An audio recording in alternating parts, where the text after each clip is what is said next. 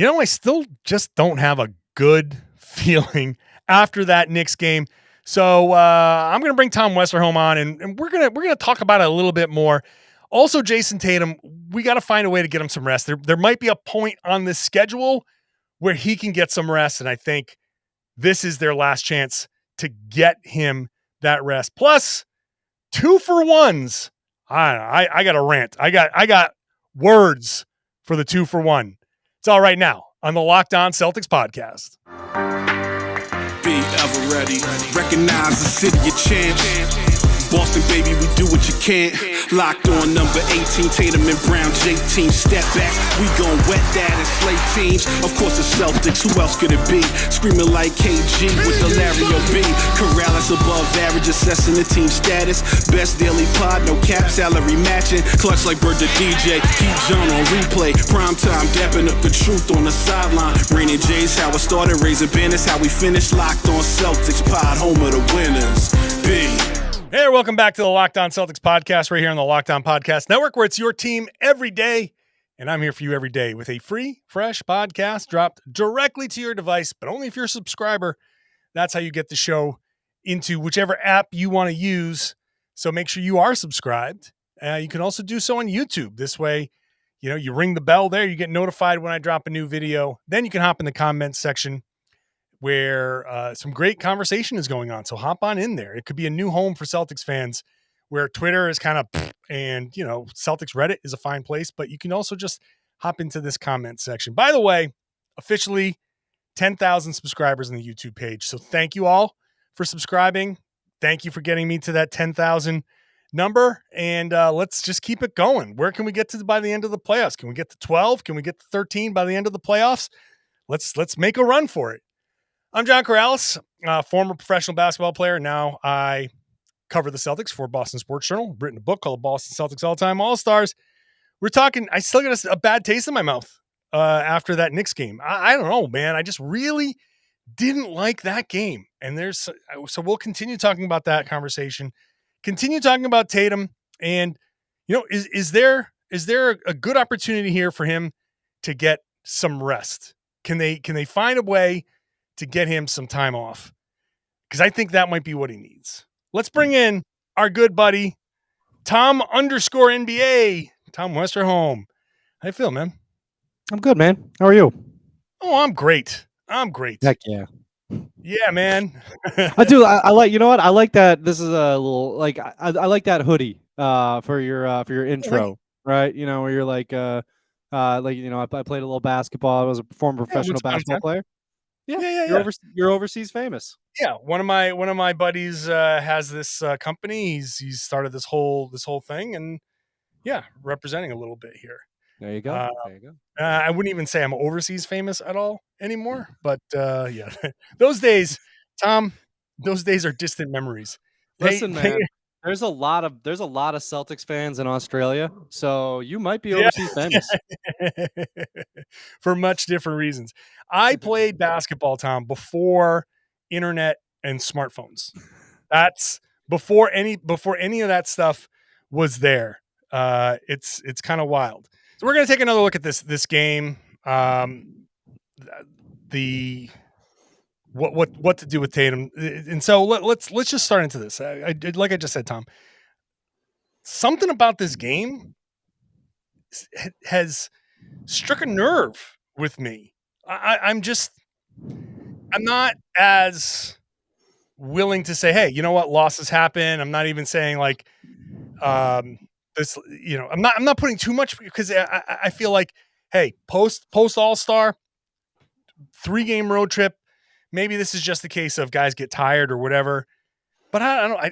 What I really didn't like was the beginning of the game, the types of shots that they were taking, and all of that stuff. It just didn't sit well with me. And I'm starting over, now that there's like 20 games left, I'm starting to think like, okay, can these guys get it together? Can we see them? This Cleveland game is going to be really important. A potential first round playoff matchup, or second round playoff matchup, I should say. A team that's beat them a couple of times. You want to send a message? Like, I'd love to see them come out Wednesday night here and kind of send a little bit of a message. Well, it's especially interesting when you just look at it juxtaposed with the other top team in the Eastern Conference who just won their 15th game in a row, right? Like Yeah. you see the Celtics come out and they just didn't look good against the Knicks. Like the Knicks looked good, to be clear. Like I actually It thought did look good. I came out pretty impressed with them. I haven't really watched them as much this season.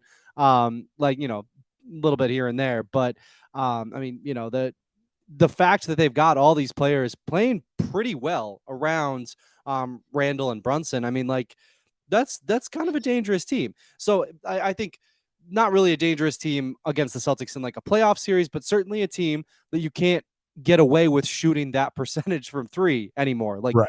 they will punish you. They're a good team that way. The Bucks, of course, are just on top of the world right now. They're just like just beat the Nets Rolling. tonight. Like they look awesome. And I think when you just like when you just look at the Celtics like playing a bad game against a pretty good team and losing pretty soundly and like I mean, like just kind of just kind of a lackluster game all around. And then you see the Bucks just rolling. It's like, yeah, I mean, you really do want to see them play well against Cleveland. I think you're right. Like this is it's not the end of the world. It's shooting variance, right? There's some of that certainly. Sure. And like you said, like like you're not gonna like blow up at the team, blow up the team, like just be like this is bad, this is No, all right. bad. But there's like little warning signs. There's shot selection. There's guys who look tired, and we're only in we're about to enter March. Like there's a lot of season left, and like guys gotta I don't know. Well, like I'm with you. I didn't like last night's game, 2 nights ago's game either. Just didn't think it was a. Just I, they just looked off. Yeah. Yeah. And so I guess it is up to them to kind of prove a little something in these games moving forward. You got Cleveland, Brooklyn on Friday, then New York, Cleveland again. This is an interesting kind of part of the schedule here, but they have this weird kind of road trip coming up. So let's just start with this homestand. Cleveland, an important game. The Knicks, I'd like to see them come out after what just happened and play a great game against the Knicks. Brooklyn is tough. This isn't going to be an easy homestand. Brooklyn, despite losing, all the moves that they've made, they've still put together a tough squad that now all of a sudden it's an us against the world team. So they're going to come in on Friday and want to show themselves. The Celtics are targets. The Celtics are targets now. And every team is going to give them their absolute best. And the Celtics have to match that. Or else they're going to kind of scuffle into the offseason, which you don't want. You want to be on an upswing in the offseason. And I just have this thing in the back of my head that's going, wait a second. Is this really going to be the inverse of last year? Are we really going to see a team that came out smoking hot and was the best team ever, the best offense ever, and then March is going to come around, they're going to be like, yeah, we're just going to kind of cruise into there. Well, we'll ramp it up in the last week or two, and then we're ready to go in the playoffs. That's not what we want to see. That's not what we need to see, because that's very disheartening, and I don't think this is the type of team that's going to say, we'll turn it on in the playoffs. Like, you want to see them clicking, and soon. I mean, that's what Tatum said at All-Star, right? Like Tatum said that very specifically. He said like this is the part of the season where you really want to be clicking, because like this is kind of where you build. I mean, he didn't say momentum, but it was kind of like that. That was the idea, right? Like you want to have you want to be rolling when the most important part of the season comes around. Now, obviously, the good news is like even if the Celtics scuffle a little bit here, right? They have a 4-game lead now on the Sixers for between 2 and 3, right? So there's plus the tiebreaker. So yeah, realistically, it's like a 5-game lead. And if you look at the standings right now, the Celtics would end up with the Heat in the first round if the season ended right this second. But then in the second round, they would get the Sixers instead of the Cavaliers. I don't know about you. If I was, like, I don't know. If I'm the Celtics, I might. The Sixers are pretty good. The Sixers are very good. The Sixers are a good basketball team, but like the Cavs are tough, man. Like they're a tough matchup for the Celtics. Like I don't know that 2-3 is that bad. So, but I mean, obviously, you still want to get the number one seed, and the Celtics have been playing like a one seed for much of the season. And again, it's one game against the Knicks, so like we're not neither of us is saying that this team is not going to be the one seed just because they're half a game behind the Bucks now. But I think there's a long way to go before we start having to really worry about them scuffling. But this is a tough stretch, and it's important that they play well during it. And last night's game did not get them off on the right foot. Discouraging. It's just discouraging. All right, let's look at, because they didn't have Jaylen Brown, and that's Right. a big deal. And It is. I still feel like they should have beaten the Knicks without Jaylen Brown. Like, but okay, fine. The Knicks, admittedly, as I said last night too, they are good. They are good. They're actually, and when Julius Randle is playing the way he played, that's the Knicks right there. The Knicks as the dangerous team is Julius Randle hitting the 3-pointers early, the tough shots, and when he's doing that, then they're hard to beat. Brunson is a badass. I love Brunson, but anyway, yeah, that could be a team. We're talking about them, playing the Cavs. Hey, maybe they meet the Knicks in the playoffs. It's not what I would expect, but it's not out of the question. No. So yeah, we'll get into it. Let's get into the rest of this in just a second. First, today's show brought to you by FanDuel. FanDuel is the official sportsbook partner of Locked On, and hey, the number one sportsbook in America. We're the number one podcast network in America, sports podcast network in America.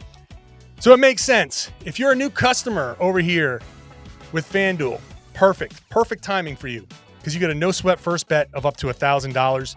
That's bonus bets back if your first bet doesn't win. Download the FanDuel Sportsbook app. It's safe, secure, super easy to use. You can bet on anything, the money line, point scorers, 3-pointers drained. You look ahead to this Cleveland game, Celtics 6.5-point favorites. That's big. That's a big number to be favored by 6.5 over the Cavs. We'll see if the Celtics can pull that off. Take a look at that on that FanDuel Sportsbook app. FanDuel also lets you combine your bets for a chance at a bigger payout with the same game parlay. So don't miss your chance to get the no sweat first bet of up to $1,000 in bonus bets when you go to FanDuel.com/lockedon. FanDuel.com/lockedon to learn more. Make every moment more with FanDuel, an official sports betting partner of the NBA. Please gamble responsibly. Recording the show after the Locked On NBA podcast, which I host on Wednesdays with Jake Madison. We've already done that show.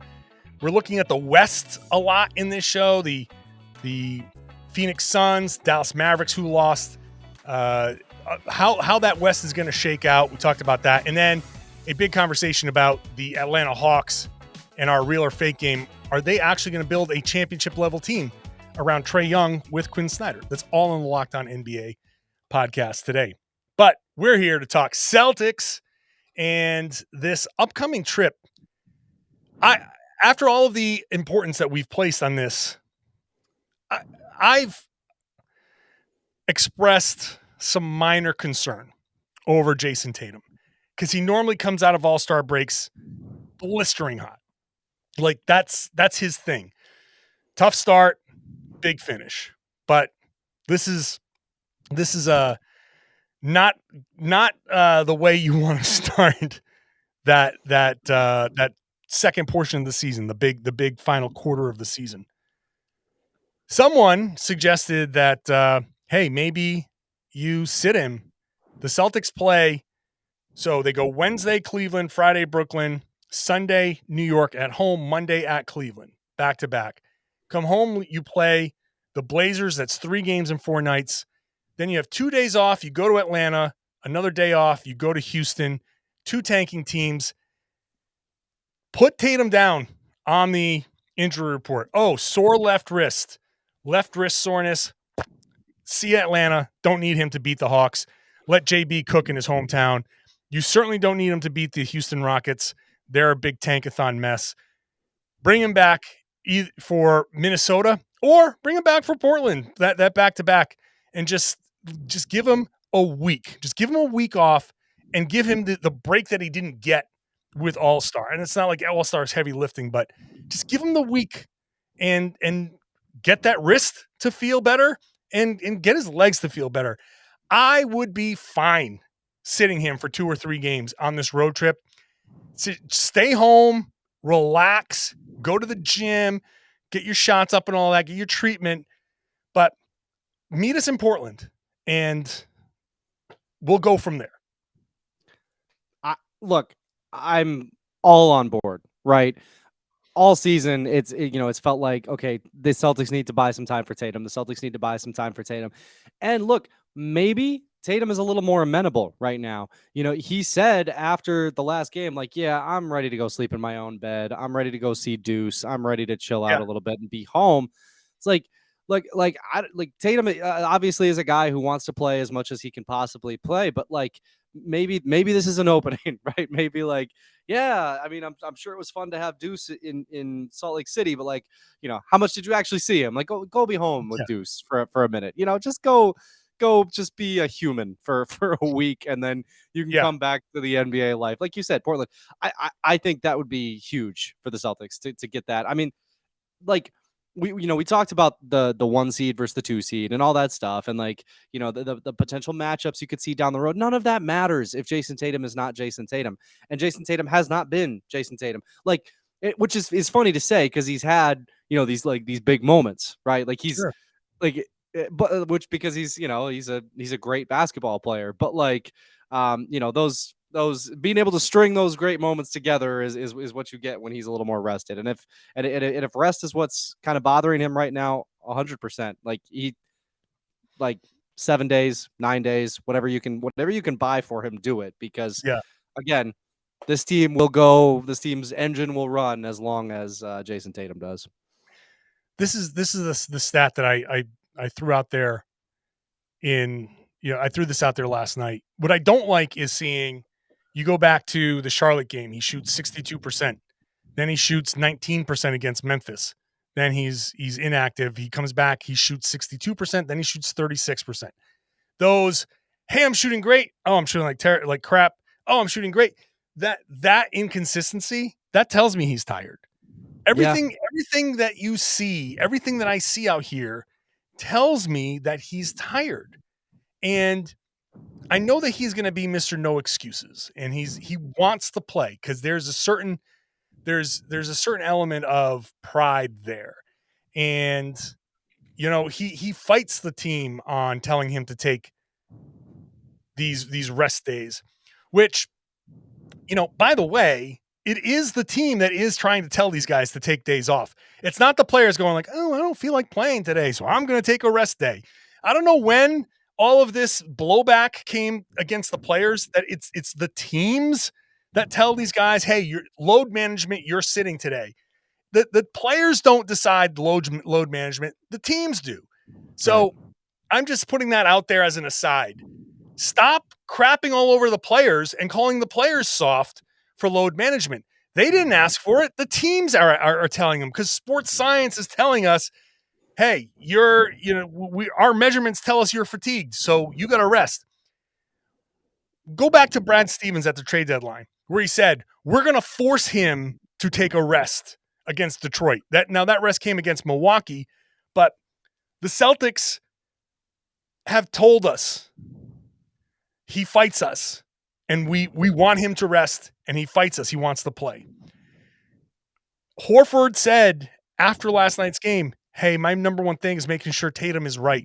I just want to make sure he's right for the playoffs. I'm like, why would you say it like that? Why would you say it like that?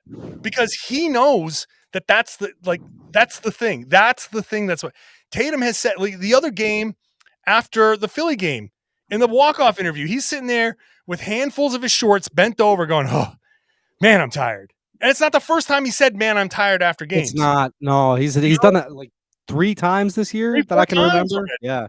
Yeah. Like, it's obvious. It's obvious. Tatum is tired.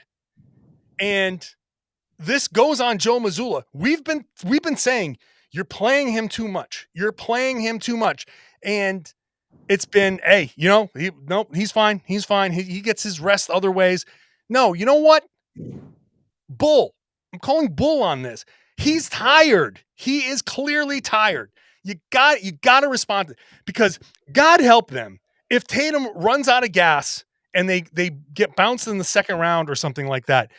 If Tatum has a second round where he shoots 30% and everything's front rim and he looks like he's tired and they lose, that front office, Brad Stevens and Joe Mazzulla, are going to have hell to pay in Boston if that happens, because we on the outside have been saying, and they've been denied. So here's your chance. This is your last chance to get him a little bit of rest. Do it so he can get right, because they go nowhere without both Tatum and Brown.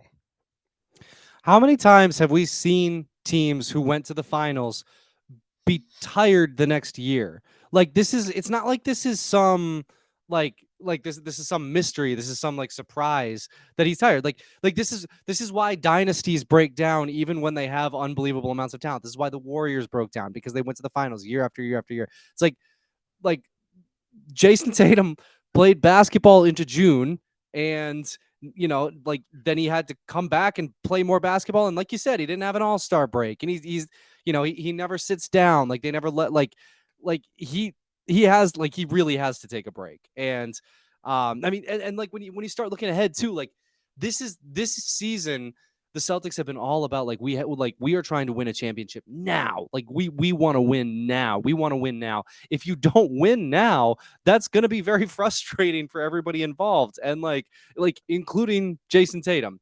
And maybe it'll be a learning experience for him. Maybe he'll acquiesce to more rest time in the future if that happens. But these are things that you really don't want to test. I think if you're the Celtics, you don't want to push these buttons. I don't think. No. You go back further. Go back to the Olympics, and you can keep this going for a while. Tatum has had no rest, no full off-season rest for a long time. He had the Olympics.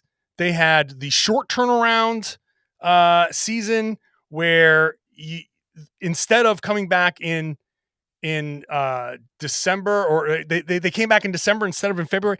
So, and then you had the deep playoff run, and it was deep playoff run, Olympics, short turnaround. He has had a long stretch with maybe the least rest an NBA player has had over 3 seasons that ever, because of COVID, because of the Olympics, because of the Celtics' deep playoff runs. He has not gotten proper off-season rest for a long time. He is young. He's about to turn 25, right? He turns 25 in 2 days. I was going to say, yep. March 3rd. So he's about to turn 25. So he's young, right? And you lean on that and you say his youth, the way he takes care of his body and all of that is great, and he's durable, all of that stuff. And it is all true. But players need these off seasons. They need time to rest and get off their feet. And Tatum has had less time over the last 3 or 4 years to truly get off his feet than anyone. So that is the cumulative effect of that we can argue, can certainly be seen here.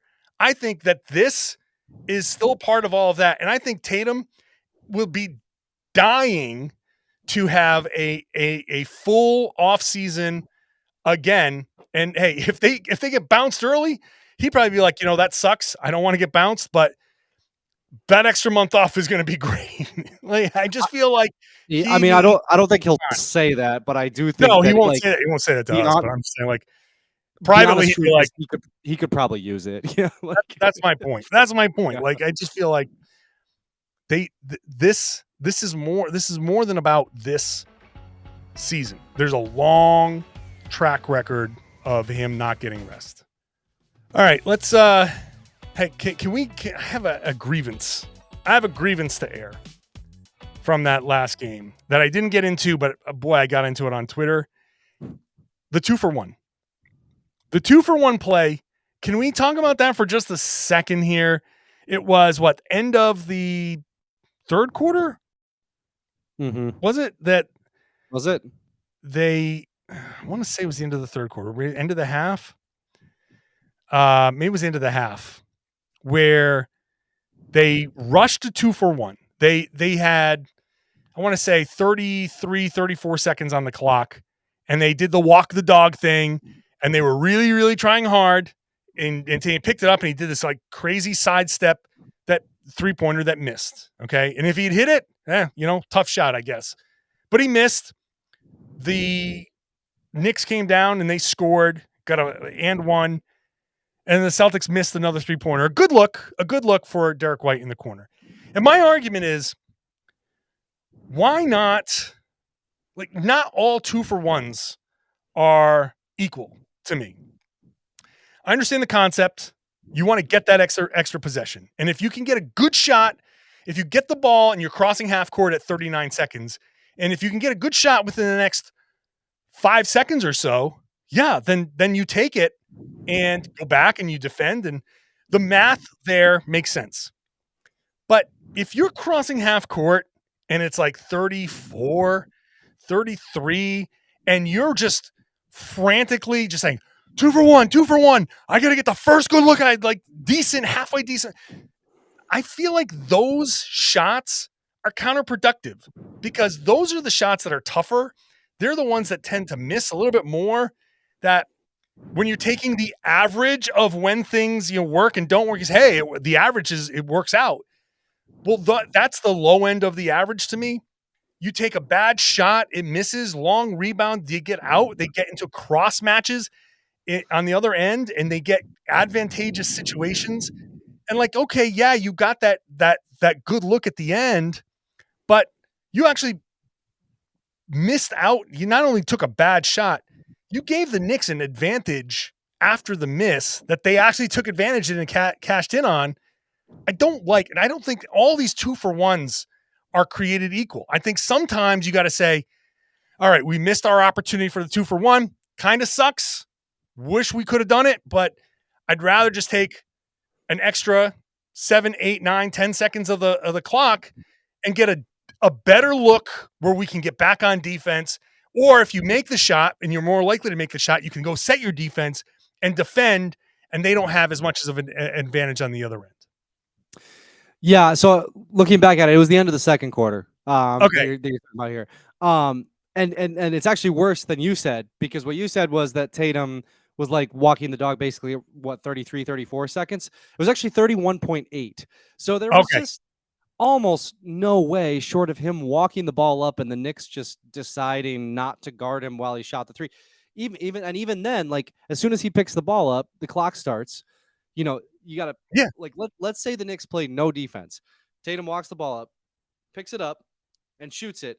It's going to be a 3, so it's going to take a second to get to the rim. So at that point, pretty much no matter, like, your best case scenario is kind of what the Celtics got, which is the shot going up at like 27.8. Like, and then you've got like if the Knicks ran the clock down, then the Celtics would have had 3.8 seconds left. Now, if it is kind of interesting, if you look back, it kind of looks like we see the 2-for-1s, right? It's harder, I think, to see the 3-for-2s that they sometimes talk about. It's harder to kind of like pick those out, like for, I don't know, at least it is for my dumb brain. Like, if I'm just watching the game, it's like I know that 3-for-2s happen, but it's like I can see the 2-for-1. I can't do all the math of 24 plus 24 plus whatever for a 3-for-2. It looks like that's kind of what the Celtics were trying to do here. But then the Knicks kind of blew that up, because the possession before they tried the 2-for-1, Well, the Knicks didn't blow it up. The Celtics blew it up on themselves by playing great defense for an entire possession, and the Knicks ran the shot clock like all the way down to 0 and then turned it over. So that was whatever happened there. If it was a blown 3 for 2 or like a 2 for 1, I mean, I agree with you. I again, I know that there has to be, like, Joe Mazzulla likes his stats, right? Like, he likes his like expected field goals and all this kind of stuff. He likes these things. There must be something telling him that, like, yeah, like 2 for 1s are 100%, no questions asked, worth it, because or like NBA players must hear that, yes, 2 for 1s are absolutely worth it. But pure eye test, it's just like, like it's like, get a good shot. I don't know, like, Yeah, it. Go ahead. No, I was just gonna say, making a shot to me seems better than missing. Like, making a good shot to me seems better than missing a bad one. But again, my brain might not be galaxy enough. This is where I fight, because I like analytics. I think analytics are smart, right? 100%. The math helps the game, and I get it. I get the concept, but also human beings play the game, and because there aren't robots out there playing, that means there's nuance to the numbers, and the best combination of pure basketball is numbers and feel supporting each other. I'm not fighting analytics. I'm not fighting the concept of a 2 for 1 or a 3 for 2. I get it. But also, in that I'm not situation, fighting analytics. I'm saying everybody should shoot threes all the time. right. There you go. But in that situation, what did the Celtics need in that situation? They just needed a damn bucket. They just needed something to go down. They weren't shooting well enough at all to say, hey, we're going to take a rushed shot because we want to get that one extra possession. The possession, the extra possession kind of didn't matter in that spot because you still only got one good shot out of it anyway. And the counter would be, but you got 2 shots up. And there's a chance, even a 20-something% chance of Tatum's going in is worth the risk because you got a good corner 3-pointer. But to me, I needed to see Tatum play better in that spot and score in that spot. I'd rather find a way to get to the rim in that spot. The game in that moment demanded something higher percentage to me. That's my problem. This is probably a little bit too results based because, like, it's like hindsight is 2020. But if you look at exactly what happened, right? Like, let's say Tatum runs the clock down a little bit and they don't get the 2 for 1, and let's say the Celtics get like a 2, they would have been a 2 and a stop, right? At that point, you go into halftime down 11. Now, let's say Tatum misses that shot that he was probably going to miss. The Knicks came down and they made a free throw. Let's say Derek White's shot goes in. They still go into halftime down 11. Like, and I mean, I know that, again, I know that's way too results based, and I'm probably like sounding like everybody who's like, I only look at points, rebounds, and assists right now. But like I guess the upside of it just didn't seem high enough. I agree with you on this one. 2 for 1s escape me too, but it's fine. Like, I get searching for that, and I get sometimes you even take. I get it. And I get sometimes maybe you take a little bit of a rush shot. Like, it's not that even sometimes the shot is rushed. That shot that Tatum took was terrible. It's that if there's 31.8 seconds left, that's when it's probably just not going to work. That's like when you pick it up and I got to shoot it in 2 seconds. Then you are now saying, I'm creating a frantic, off-balance shot. That's the only, you're putting yourself in a very low percentage spot when you just needed to build a little kind of good feeling. And to me, it's just about that particular spot, that particular point in the game. I just wanted to see the Celtics get that momentum going into the half, get that momentum, finish with a make, go in feeling good about yourself. You got 2 more misses out of it. And you're right. It is a little bit results-based. It is results-based, but you still, it's about that feeling. And I'm sorry, this is where the human part comes in, because the numbers are unfeeling. They're cold. They don't have emotions. They don't the numbers don't front rim shots. Right. The players front rim shots. And we talk all the time. I just need to see something go in, and then I can get going. I just need to see one go in. Well, yeah. I want to see one go in for you too. So get something good at the rim so you can get going later. There was a whole half after that. That one extra possession didn't mean much to me in that moment. I wanted to see somebody feel good on the Celtics and go, okay, all right, you know what? We cut it to 11. We're running into the half, feeling good on a make, on a stop. Yeah, momentum. I feel good going into half. Instead, you have 2 misses. They got a free throw, and you're like, oh, man, what do we need to do to get a shot to fall? That's your energy in the locker room. And I don't like that. Well, and not for nothing, the 3-pointer before that went in. It was Smart who he broke the 16 misses in a row. Oh, yeah, right. And then, so instead of creating a good shot for themselves and giving them a chance to make that next 3-pointer, they missed 2 more. So like you said, like in like, let's say Smart hits that 3. Let's say they create a good 3-pointer for themselves, or a 2-pointer, whatever it might be. Like, you talk about momentum. At that point, like you said, you're going into the half with a 3-point make in your pocket, Smarts. Mm-hmm. And whether it's a 2 or whatever, and maybe you run a good play and you miss the 3. At least that's that's a little more excusable to me. Like, that's like, okay, at least we ran a good play. Like, as it was just 2 missed 3-pointers that kind of counteracted them finally making one. Yeah. So I just think, and the Celtics, I know every team does this. Every team does this 2-for-1 stuff. There's probably, out of 10, there's probably like 2 or 3 that I just go, that was counterproductive. That 2-for-1, that chasing that 2-for-1 was too, you're getting away from the thing that you normally do. There's a game plan out there to play a certain way, hunt certain shots, create the mismatches, create the odd man advantages, all of that stuff that you try to do every single possession to get yourself the advantage that you're looking for. Joe Mazzulla talks about it all the time. We want to create advantages on the floor and exploit them. And then for this one possession, you go, nope. I'm just going to come down frantically and jack the first possible shot I can get, because now I want to get that extra possession later where we're going to try to, come down and put, create our advantage. Well, just do that. I would rather you do that first. And then, hey, if you can get a stop, get a turnover, and then you have to take a frantic shot at the end with the buzzer, then, yeah, okay, that's fine. That's a frantic shot. That's fine.